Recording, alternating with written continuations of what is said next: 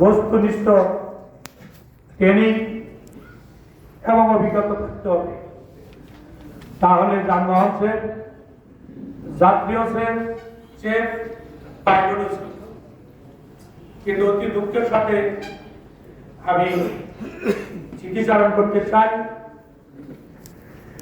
আমাদের বর্তমান প্রেক্ষাপটে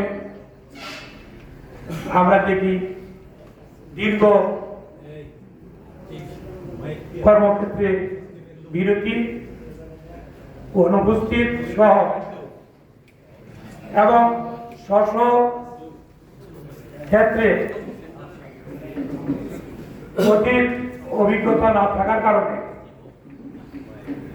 আমরা যে সকল সমস্যা ফেস করতেছি আমরা সবাই জানি। আপনারা পরিচ্ছন্ন বুদ্ধিদীপ্ত মতামত দিবেন যাতে আমরা এই সমস্যা থেকে উত্তরণ ঘটাতে পারি।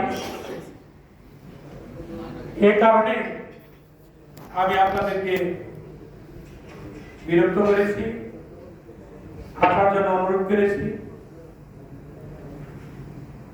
এ পর্যায়ে আমি আমার বক্তব্য শেষ করছি। আল্লাহ হাফেজ, ধন্যবাদ।